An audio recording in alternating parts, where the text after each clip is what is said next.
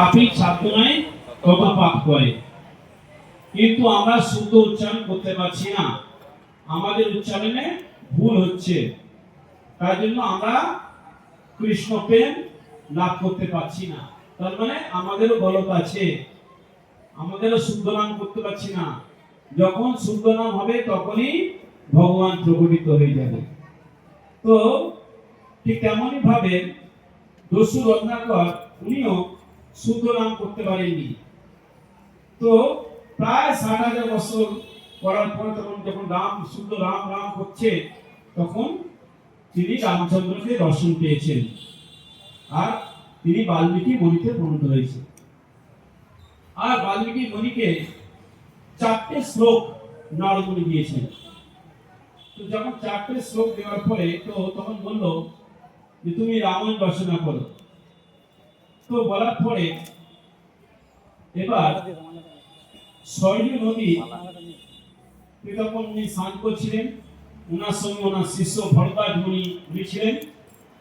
আর ভরদ্বাজ মুনি উনি দেখতে পাচ্ছেন যে পাখিরা কুঞ্জন করছে, কিচির মিচির কিচির মিচির করছে। তো সেই সময় একটা পাখি তীরযুক্ত অবস্থায়, যে সেই সময় স্নান করছিলেন আর গায়ত্রী করছিলেন। হরি বল।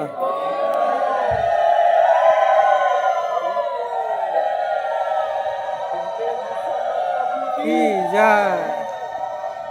যখন তিনি গায়ত্রী করছিলেন সেই সময় একটা পাখি তীরযুক্ত অবস্থায় তার সামনে পড়ে।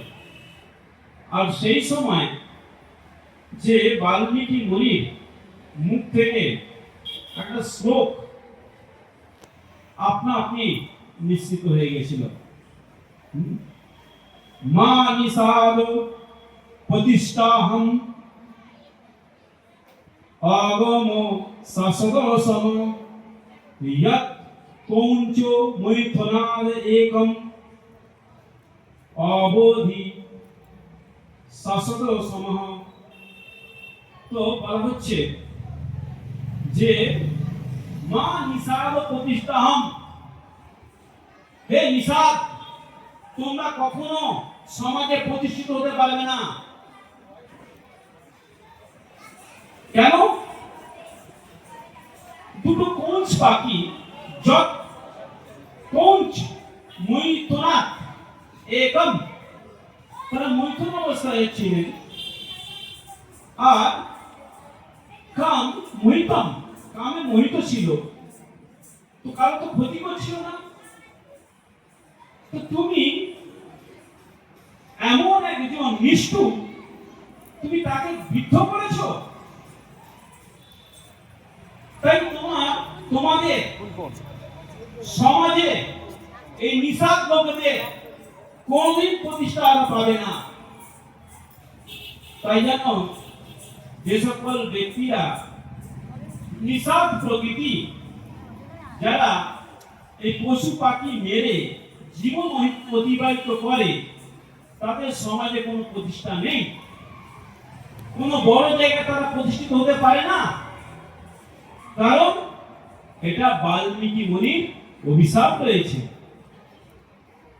যখন বাল্মীকি মুনির মুখ থেকে এই শ্লোক যখন নিঃসৃত হলো, তখন বাল্মীকি মুনি তখন ভরদ্বাজ মুনিকে বলছে, হে ভরদ্বাজ, আমার মুখ থেকে এত সুন্দর যে 16 অক্ষর 32 অক্ষর 16 নাম কি করে আমি নিশ্চিত হলো, এত সুন্দর ছন্দ কি করে বার হয়ে গেল। তো সেই সময় ব্রহ্মা চলে আসলো।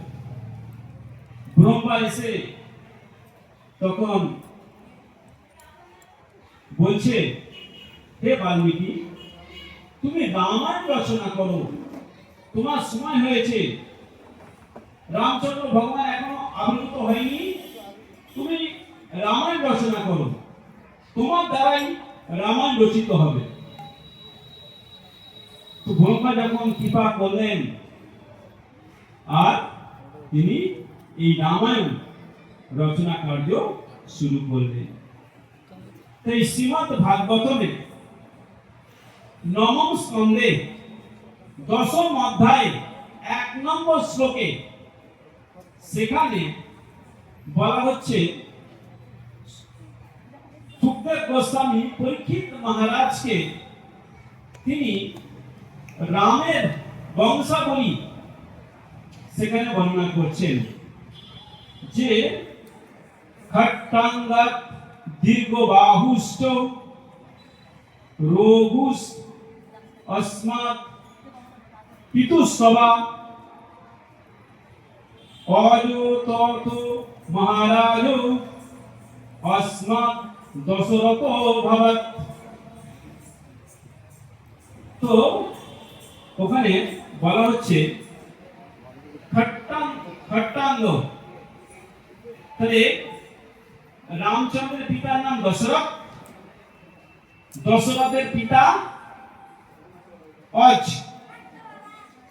অজের পিতা রঘু, রঘুর পিতা হচ্ছে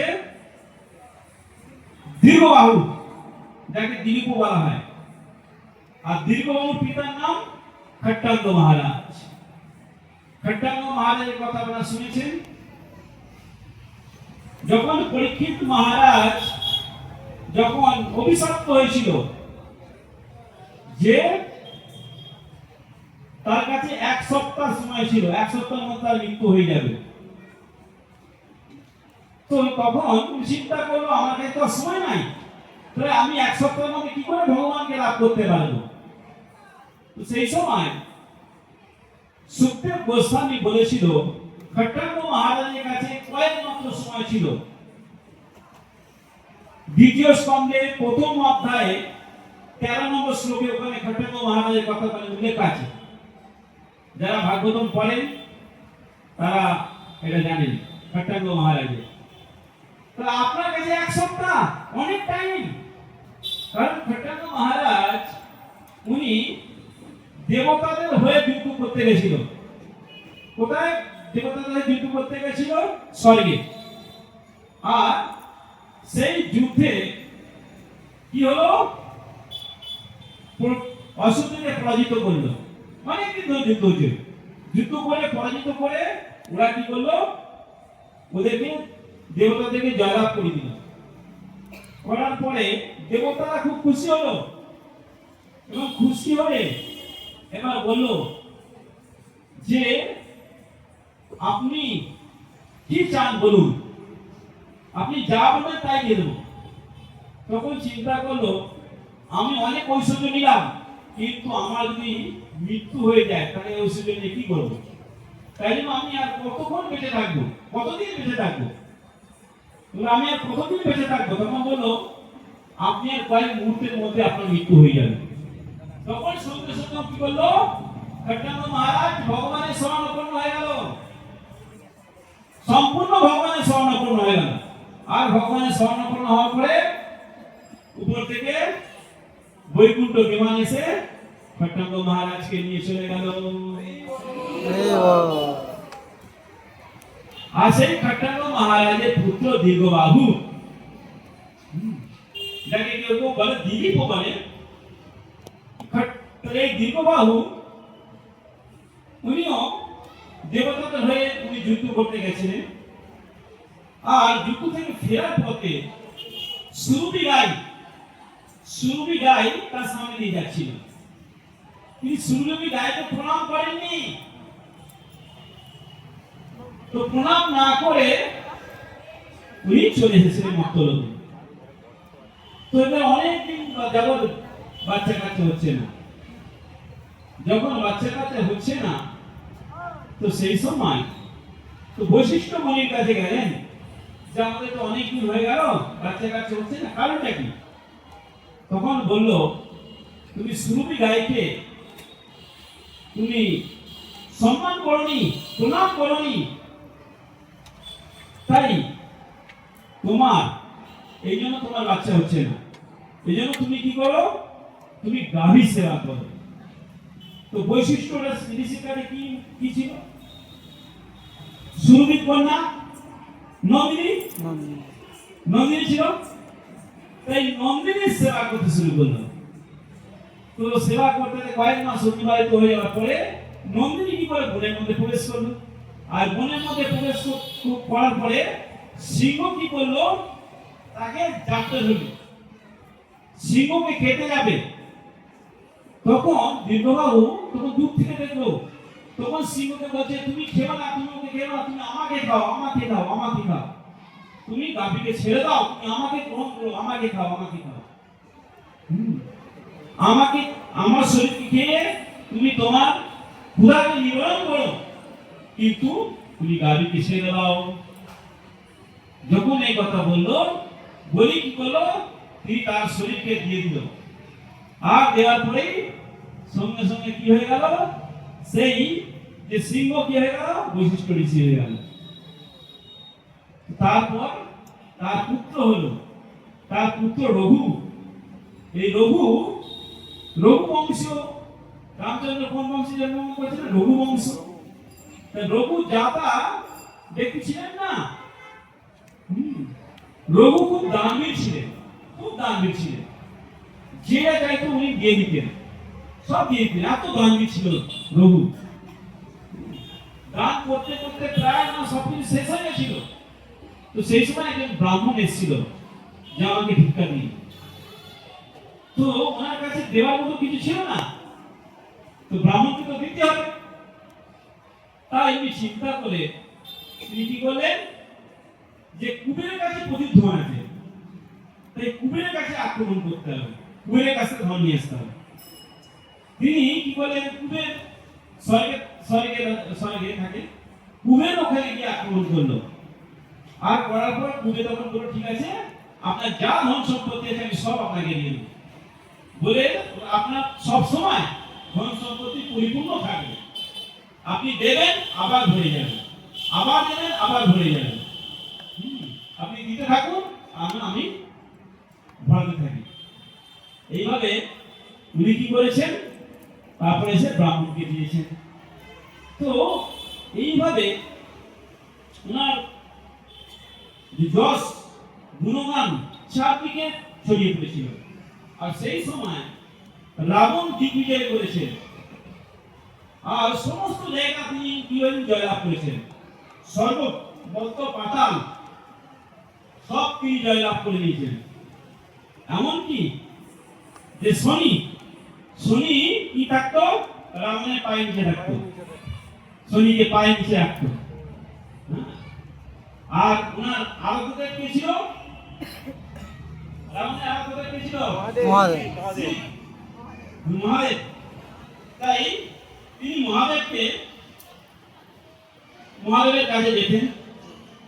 আর মহাদেব কোথা থেকে, কৈলাসে। কৈলাসে গিয়ে তাকে প্রণাম করতেন, জল চড়াতেন, কিন্তু সেই যখন জল চড়াতেন তখন উনি দেখতেন না, কাউকে তাকাতেন না। তো উনি শিব কি করতেন, উনি ধ্যানে মগ্ন থাকতেন, উনি কোনো দিকে তাকাতেন না, ওনার ধ্যানে উনি থাকতেন। তো রাবণ চিন্তা করলো, আমি এত বড় বীর, কিন্তু আমি শিবকে পূজা করি, শিব আমাকে পূজাটাকে গ্রহণ করছে না। তো সেই সময় তিনি কি করেছিলেন, যে আমাকে শিবকে কি করতে হবে, সন্তুষ্টি করতে হবে। তো তিনি একটা স্তোত্র, তাণ্ডব স্তোত্র, শিব তাণ্ডব স্তোত্র তিনি করেছিলেন। তিনি যখন শিব তাণ্ডব সূত্র, তো যখন উনি বলতে শুরু করেছেন, সারা কৈলাস কাঁপতে শুরু করেছে। জেসাবে টাটা টুটু টুটু টু কাম কাম কাম টুটু টু কাম কুম কাম তৈলাম তু তৈলাম কুকু কুকু কুকু কুসম কুসম খুম খা খুম খা খুম খা Turn down, down, down, tum, tum, tum, tum. Damso, damso, duramso, dui, charitam. Dupam, dumpam, luk, lumko. Dhayote, vipagaye, saraswati sabaram. Patum, patum, patum, po, po, pa. Om Shivaya, Om Shivaya, Om Shivaya. এগুলো পড়ে গেল না গুরু সিদ্ধান্ত করতে শুরু করেছে। এই স্তুতির মাধ্যমে এই স্তুতিটা আমি 1 মাস ধরে করছি, এখন আয়ত্ত করতে পারছি না। 1 মাস ধরে করছি। এই স্তুতির মানে পুরো কৈলাসকে পুরো নাড়িয়ে দিয়েছে, দিয়ে দিয়েছে। হ্যাঁ, আর শিবের চোখ খুলে গিয়েছে। আর শিব প্রচন্ড প্রসন্ন হয়েছে যে এইটা তাণ্ডব যখন ধ্বংস হয় সেই সময় শিব ডুমরু বাজিয়ে তিনি কি করে নৃত্য করেন, আর এই যে শ্লোক এই স্তুতি তখন পাঠ হয়। সেই স্তুতি রাবণ পাঠ করেছেন। রাবণ অত্যাধিক বৃদ্ধ ছিলেন, ব্রাহ্মণ সন্তান ছিলেন না রাবণ। তো সেই রাবণ তিনি সব জায়গায় জয়লাভ করেছেন। জয়লাভ করার পরে এইবার সবাই এখন বসেছে, বলছে আমি তো সর্ব জায়গায় দখল করে নিয়েছি, সব জায়গায় জয়লাভ করেছি। তখন ওনার সভার মধ্যে একজন ব্যক্তি যখন বলছে আপনি সব জায়গায় দখল করেছেন, কিন্তু অবধ যে জায়গা আছে, অযোধ্যা যে জায়গা আছে, ওই জায়গা আপনি কিন্তু এখনো পর্যন্ত আপনি জয়লাভ করেননি। আর এই অযোধ্যা কখনো আক্রমণ করবেন না। কেন করবো না? আমার এটা বাকি আছে, তাহলে অযোধ্যা আমি আক্রমণ করবো। আপনি আক্রমণ করতে পারেন, কিন্তু আপনার পরাজয় হবে। তাহলে কি করে আমি এই জায়গাটা জয়লাভ করতে পারবো? বলছে যে রঘু তার যে স্ত্রী, তার স্ত্রী অত্যন্ত সতী নারী। তার যদি সতীত্ব যদি তুমি হরণ করো, তাহলে তুমি এই রঘুকে হারাতে পারবে, না হলে তুমি রঘুকে হারাতে পারবে না। তো রাবণ কি করেছেন, তিনি ছদ্মবেশে যখন রঘু অন্য কাজে যখন রাজপ্রাসাদ থেকে বেরিয়ে যান, ওই সময় রাবণ কি করেছেন, উনি তো ছদ্মবেশ, উনি সবার রূপ ধারণ করতে পারেন, আমরা টিভিতে রামায়ণে আমরা দেখেছি। তো উনি রঘুর রূপ ধারণ করে নিয়েছেন। এবার তিনি রাজপ্রাসাদে প্রবেশ করেছেন। প্রবেশ করার পরে রাজসিংহাসনে বসেছেন। আর প্রতিদিন রঘু স্ত্রী বসে পাশে, আজ রঘু স্ত্রী নিচে বসেছে। তখন রঘু স্ত্রীকে বলছে যে আপনি কেন আজকে নিচে বসলেন, রঘুর সাথে বললেন না কেন? তখন বলছে যে উনি আমার স্বামী হন। তাহলে উনি যদি আমার স্বামী হতো, আমার স্বামী প্রথম সিংহাসনে বসার আগে কি করে? প্রণাম করে, মাথায় ধুলো লেগে থাকে। উনার কিন্তু ধুলো লেগে নেই। এর থেকে আমি বুঝতে পেরেছি উনি আমার স্বামী হন। তাহলে উনিকে এইবার তখন ওকে সবাই বন্দি করলো, ধরে নিল। ধরে নেওয়ার পর রঘু তখন চলে আসলো। চলে আসার পরে এইবার রাবণের ভাবে এই কার্য, মানে যেহেতু রঘু রাজা সেজেছে, এই জন্য শিরচ্ছেদ হবে, ওকে মৃত্যুদণ্ড হবে। তো সেই সময় ব্রহ্মা চলে আসে।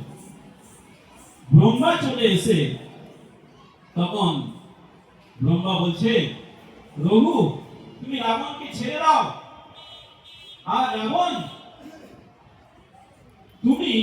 তোমাকে এই একটা বাণ দিচ্ছি, এই বাণ তোমাকে যে প্রয়োগ করবে, এই বাণ প্রয়োগ করার মাধ্যমে তোমার মৃত্যু হবে, না তোমার মৃত্যু হবে। তখন রাবণকে কি করলো? ছেড়ে দিল।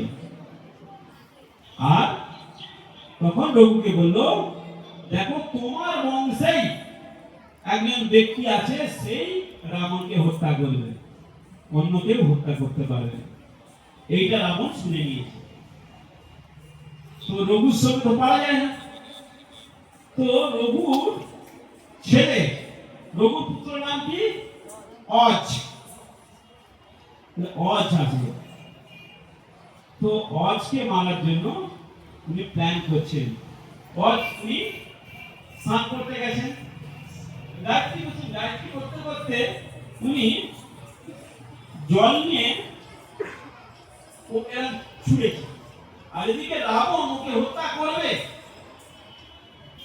পিছন দিয়ে ওকে বাণ মারবে, আর সেই সময় এইভাবে ছুঁড়েছে, জল ছুঁড়েছে। তখন রাবণ চিন্তা করলো, গায়ত্রী করতে করতে তো কেউ জল ছড়ে না, এই জলটা ছিটে কেন দিল, কিসের জন্য দিল? তো আমি তো ব্রাহ্মণের পুত্র, গায়ত্রী করতে তো পারে না, কারণটা কি? তাকে জিজ্ঞাসা করি। ওই যখন উনি উঠে আসতেন, তখন রাবণ ব্রাহ্মণের মুখ ধারণ করল। তখন বলছেন, মহারাজ, আপনি যে জলটা নিলেন ছেড়ে দিলেন, এই জলটা ছুঁড়লেন, এটা কেন ছুঁড়লেন? আমি তো ব্রাহ্মণ, আমরা কখন তেমন ছুঁড়ি? তখন বলছে, ওই দূরে জঙ্গল আছে দেখতে পাচ্ছেন, ওই জঙ্গলে একটা গাভী ঘাস খাচ্ছে, আর একটা শের ওর উপরে ওকে খাওয়ার জন্য ঝাঁপিয়ে উঠেছে। আর আমি সেই সময় আমি কি করলাম, জল ছুঁড়ে তাকে অচেতন করে ফেললাম, শেরটাকে, গাভীটাকে আমি রক্ষা করলাম। তো এটা শুনে রাবণ সঙ্গে সঙ্গে কি করলো, ও চলে গেল। রাবণ সেই জায়গায় গেল, গিয়ে দেখছে সত্যি সত্যি তো শের শুয়ে রয়েছে, বাঘগুলো শুয়ে অচেতন হয়ে পড়ে রয়েছে, আর গাভী ঘাস খাচ্ছে। এইরকম ব্যক্তির কাছ সঙ্গে কি পাঙ্গা নিয়ে যায়, লড়াই করা যায়? মন্ত্রের মাধ্যমে আমাকে অজ্ঞান করে দেবে, কেউ রিস্ক নেবে? বলুন, কেউ রিস্ক নেবে না। তো সেই জন্য যে অজের সঙ্গ আর অজের পিছনেও লাগেনি, তোর অজের পিছনে লাগেনি বলে অজও ওকে কিছু বলেনি। অজের পুত্র দশরথ, তো দশরথ যার রথ 10 দিকে চলত, এই দশরথ উনি দেবতাদের হয়ে উনি যুদ্ধ করতে যেতেন, আর ওনার রথ 10 দিকে ছুটতো বলে এই জন্য নাম হচ্ছে দশরথ। সেই দশরথ বিয়ে করবে, যখনই বিয়ে করবে, যে কোনো মেয়ের সঙ্গে মেয়ে ঠিক হলো, বিবাহ হবে, তারপরে যে দেখছে মেয়ে গায়েব, কিডন্যাপ হয়ে যাচ্ছে, মেয়ে কিডন্যাপ হয়ে যাচ্ছে। যে মেয়ের সাথে বিয়ে হয় সেই মেয়ে কিডন্যাপ হয়ে যায়, মানে অন্য ছেলের সাথে পালিয়েছে। তো এইভাবে পরিশান হয়ে গেছে। যখনই বিবাহ করতে তখনই মেয়ে গায়েব হয়ে যাচ্ছে, কারণটা তো তো দশরথ এবার যে কৌশল নরেশের কন্যার সাথে কৌশলার সাথে বিবাহ ঠিক হয়েছে। তো বরযাত্রী যাচ্ছে, বাজনা টাজনা বাজিয়ে নদী পথ দিয়ে যাচ্ছে, আর যেতে যেতে রাবণের কথা তো সমস্ত দেবতারা শুনে। তাই রাবণ এবার দেবতাদের তুফান করে দাও। এবার তুফান শুরু হয়ে গেল, আর তুফান শুরু হয়ে যাওয়ার পরে এদের যে নৌকা ডুবে গেল, আর ডুবে যাওয়ার পরে এবার দশরথ সে সাঁতার কাটে কাঠ ভেসে যাচ্ছিল, সেই কাঠটাকে ধরেছে, ধরে এইবার যাচ্ছে, আর ওনার সাথে ওনার যে মন্ত্রী, সেই মন্ত্রীও কাঠ ধরে ধরে যাচ্ছে দুজনে। আর এদিকে যে কৌশলাকে রাবণের চরটা কি করলো, তুলে নিয়ে যাচ্ছে। আর তুলে নেওয়ার জন্য কি করেছে, একটা বাক্সর মধ্যে ভালো করে টাইট করে বেঁধে ওই বাক্স সমেত জলে ফেলে দিয়েছে। আর ভাসতে ভাসতে ও যাচ্ছে। তো যেতে যেতে যেতে যেতে এরা খুব কষ্ট করে নদীর পাড়ে উঠেছে আর দেখছে একটা বাক্স ভেসে আসছে। সেই বাক্সটাকে তুলেছে, তোলার পরে এবার যখন খুলে দেখছে বাক্সের মধ্যে একটা মহিলা রয়েছে। তো সেই মহিলাটাকে জিজ্ঞাসা করলো, তুমি কে? বলছে, আমি যে কৌশল রাজার কন্যা কৌশল না। তুমি যে মহারাজ, এই কন্যার সাথে তো আপনার বিয়ে, আপনি আর দেরি করবেন না, নাহলে বিয়ে কিন্তু ভাঙচি পড়ে যাবে। এই মুহূর্তে আপনি এখনই বিবাহ করে নিন। বলে কি হলো, কৌশলটার সাথে বিবাহ হলো। বিবাহ হয়ে এইবার উনি স্ত্রী নিয়ে ফিরল। ফেরার পরে আরো দুটো স্ত্রী, আরো বলা হচ্ছে কোন শাস্ত্রে বলা হচ্ছে 700 তিনি বিবাহ করেছিলেন। কেন? যখনই পরশুরাম আসতেন আর সেই সময় কি করতেন, এই দশরথ তিনি বিবাহ অনুষ্ঠান শুরু করে দিতেন। আর পরশুরাম তিনি যেহেতু ব্রহ্মচারী ছিলেন, বিবাহ অনুষ্ঠানে যেতেন না, তাই জন্য বিবাহ যেখানে হতেন তিনি আলোদিকার আক্রমণ করতেন। এইভাবে করতে করতে 700 তিনি বিবাহ করেছিলেন। মুখ্য 3 রানী, তার 700টা বিবাহ হয়েছিল। তো এইভাবে যখন একটা পুত্র হল না, 700 রানী থাকা সত্ত্বেও একটা পুত্র হল না, তাহলে আমাকে কোন নাম নরক থেকে কে উদ্ধার করবে? তো রাজা পুরোহিত বৈশিষ্ট্য বললো যে আমি অশ্বমেধ যজ্ঞ করব, আরো অনেক যজ্ঞ করলো, কিন্তু কোন কাজ হচ্ছে না, পুত্র উৎপন্ন হচ্ছে না। একটা কন্যা হয়েছিল, তো সেই কন্যা আবার আমার বন্ধুকে দিয়ে দিল, রোমপাদ মহারাজকে দিয়ে দিল, কিন্তু কোন পুত্র নেই। তাহলে কি হবে? তাহলে আমাকে কোন নাম নরক থেকে কে উদ্ধার করবে? এই চিন্তা করে তিনি অত্যধিক চিন্তিত হয়ে গেছিলেন। রাজকার্য করতে ইচ্ছা রাখছিল না। সেই সময় ওনার মন্ত্রী বলছে, মহারাজ আমি একটা শাস্ত্র অধ্যয়ন করেছি, সেই শাস্ত্রে বলা হচ্ছে আপনার 4টি পুত্র হবে। আর বলে আমার 4টি পুত্র হবে, একটা পুত্র নিয়ে তুমি বলতে 4টি পুত্র হবে, কিভাবে আমার 4টি পুত্র উৎপন্ন হবে? যে মহারাজ আমি শুনেছিলাম যে আপনি যদি একজন নৈষ্ঠিক ব্রহ্মচারী মাধ্যমে যদি যজ্ঞ করান, তাহলে আপনার পুত্র উৎপন্ন হবে। নৈষ্ঠিক ব্রহ্মচারী বলছে, মহারাজ সেই নৈষ্ঠিক ব্রহ্মচারী অন্য কেউ নয়, আপনার জামাতা যে শান্তার হাজবেন্ড। শান্তাকে বলে বিয়ে করলো।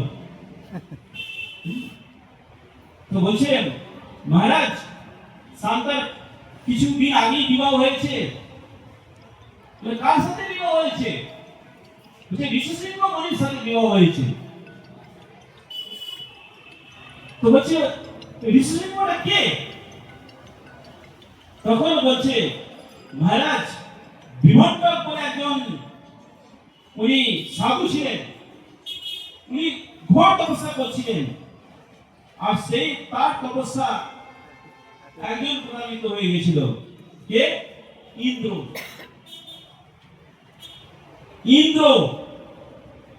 প্রভাবিত হয়েছিল। আমরা যদি দেখুন, ইন্দ্র আর ইন্দ্র, আমাদের ইন্দ্রিয় আর ইন্দ্র, আমাদের ইন্দ্রিয়গুলোকে যেমন ইন্দ্র যেমন ব্যাহত করে, যখনই কেউ তপস্যা করে, কেউ যজ্ঞ করে, তখন কি করে ইন্দ্র কি করে ঘোড়া চুরি করে নেয়। আর আমাদের যে ষষ্ঠ ইন্দ্রিয় আছে, আমরা যদি জব করি সেই সময় ষষ্ঠ ইন্দ্রিয়গুলো কি করে, ঘুরিয়ে এদিক ওদিক দৌড়াতে থাকে, আমাদেরকে ডিস্টার্ব করে, হ্যাঁ কি না? বুঝেছেন? আমাদের ইন্দ্রিয়, ইন্দ্রিয় ইন্দ্র ঘোড়া ছিল, ইন্দ্র তো ঘোড়া ছিল। আগে ঋষি মুনিদেরকে ডিস্টার্ব করতো, আর আমাদের নিজেদের ইন্দ্রিয়গুলো আমাদেরকে ডিস্টার্ব করে। তার মধ্যে একটা মন আছে যুক্ত আছে ষষ্ঠ ইন্দ্রিয়। তো সেই জন্য তিনি একটা নর্তকীকে পাঠিয়ে দিয়েছিল। তো সেই নর্তকী যখন বিমন্ডক ঋষি তিনি ধ্যান করছিলেন, সেই নর্তকী তার যে নথির আওয়াজ যখন তিনি শুনলেন, শোনার পর তাকে দেখলেন, তো দেখার পরে তার বীর্য গরম হয়ে গেছিল, আর সেই বীর্য ঘাসের মধ্যে পড়েছিল, আর সেই ঘাস অনেক বীর্য একটা হরিণ খেয়েছিল, আর সেই হরিণের গর্ভবতী হয়ে তার মধ্যে একটা পুত্র উৎপন্ন হয়েছিল। সেই পুত্র সারা শরীর মানুষের মতো শরীর, আর সিংটা কার মতো, আর সিং ছিল হরিণের মতো সিং। এই জন্য নাম রেখেছে ঋষিশৃঙ্গ মুনি। আর এই ঋষিশৃঙ্গ মুনি তিনি কি করতেন, তার বাবা এই বিমন্ডক যে আমার যা হলো আমার ছেলের যাতে না নষ্ট না হয়, ছেলের মাধ্যমে আমাদের মুক্তি দেবে, এই জন্য তিনি কি করলেন, গভীর জঙ্গলে যেখানে কেউ প্রবেশ করে না সেই জায়গায় তিনি আশ্রম খুলেছেন। আর সেই আশ্রমে বিমন্ডক ঋষি থাকে, আর ওনার ছেলে থাকে, আর কিছু মুনি আশেপাশে তারাও থাকে, সেখানে কোনো মহিলা থাকে না। তো এই ঋষিশৃঙ্গ ঋষি ওনার বাবাকে ছাড়া আর দুইজন ঋষিকে ছাড়া উনি কাউকে দেখেননি। এইভাবে তিনি 18-20 বছর তিনি হয়ে গেছেন। আর এইদিকে লোকপাল মহারাজের রাজ্যে বৃষ্টি নাই, বৃষ্টি না হলে সবজি নাই, শস্য নাই, তাহলে মানুষ খাবে কি করে? আর সবাই বলতে শুরু করেছে পাপী রাজা, এর পাপের ফলে আমাদের শস্য পাচ্ছি না, তাই জন্য এই রাজ্যে থাকবো না, আমরা অন্য রাজ্যে চলে যাবো। এই করে অনেকে চলে যাচ্ছে। তখন এই রহস্য ঋষি তিনি কি করলেন, সাধু সম্প্রদায়কে ডাকলেন, ডেকে একটা মিটিং করলেন, কি করা যায়। তখন বললো, মহারাজ আপনি একটা কাজ করতে পারেন, একজন নৈষ্ঠিক ব্রহ্মচারী যদি থাকে, সে যদি আপনার রাজ্যে ওনার চরণ যদি পড়ে, অবশ্যই এখানে বৃষ্টি হবে। নৈষ্ঠিক ব্রহ্মচারী কে আছে? ঋষিশৃঙ্গ ঋষি আছে। কিন্তু মহারাজ ঋষিশৃঙ্গ ঋষিকে আপনি কি করে নিয়ে আসবেন? অসম্ভব নিয়ে আসা, কারণ ওনার বাবা যদি জানতে পারে তাহলে উনি অভিশাপ দিয়ে সবকিছু নষ্ট করে দেবেন। আর এই বিমন্ডক তার পিতা, আর পিতা উনি নৈষ্ঠিকে ছিলেন, কিন্তু একজন অপ্সরার জন্য ওনার বীর্য খর্ব হয়ে যাওয়ার পর এইভাবে ঋষিঙ্গের তিনি জন্মগ্রহণ হয়। তো সেই জন্য তার পুত্রকে সবসময় তিনি গাবে রেখে দিয়েছেন। আপনি ওনাকে কি করে নিয়ে আসবেন? বলছে তোমরা প্ল্যান করো কি করে নিয়ে আসা যায়। তখন বলছে মহারাজ আপনি যদি একটা কাজ করতে পারেন, আপনার রাজ্যে যত সুন্দরী মহিলা আছে এদেরকে ঋষি সাজিয়ে আপনি পাঠিয়ে দিন। তো তাদের কি করলো, ঋষি সাজিয়ে গভীর জঙ্গলে পাঠিয়ে দিল। পাঠিয়ে দেওয়ার পরে এইবার তারা কি করলো, দেখছে যে বিমন্ডক ঋষি কখন তিনি আশ্রম ছেড়ে অন্য জায়গায় যাচ্ছেন। দেখছে যে 11টার সময় তিনি বেরিয়ে যাচ্ছেন, অন্যান্য জায়গা থেকে ফল ফুল নিয়ে আসতে যাচ্ছেন। এইভাবে 3-4 দিন দেখার পর এবার কি হলো, এরা আস্তে আস্তে ঢুকে পড়লো আশ্রমে। ঢুকে পড়ে এইবার এই ঋষির সাথে গল্প শুরু করে দিল। গল্প করছে, কোনোদিন উনি তো কোনো সঙ্গী সাথী ছিল না, এখন সঙ্গী সাথী পেয়েছে, গল্প করছে, আর গল্প করতে করতে ভালো লাগছে। তো এবার এরা একদিন, দুদিন, 3 দিন, এবার আস্তে আস্তে কি করলো, পায়েস করে নিয়ে যাচ্ছে, খাবার টাবার করে নিয়ে যাচ্ছে। ও তো খেত কি ফল আর মূল, আর কখনো কখনো মধু টধু পেত, সেটা খেত। রান্না করা খাবার ছিল না, এখন রান্না করা খাবার পাচ্ছে। তো কেমন লাগবে বলুন তো? খুব ভালো লাগছে, খুব ভালো লাগছে। এবার আরো গল্প শুরু করে দিয়েছে, আর গল্প করতে করতে একটা ছেলে একটা মেয়ে ঋষি হলো, এ তো মেয়ে, ভালো লাগছে। আর আস্তে আস্তে ওর প্রতি মন, ওদের প্রতি মন ওনার ঢুকে যাচ্ছে। তখন বলে, তোমরা কোথায় থাকো? তোমাদের কি ফোন নাম্বারটা পেতে পারি? ঠিকানা নিচ্ছে। তখন তার ফোন নাম্বার ছিল না। বলছে তোমরা কোথায় থাকো?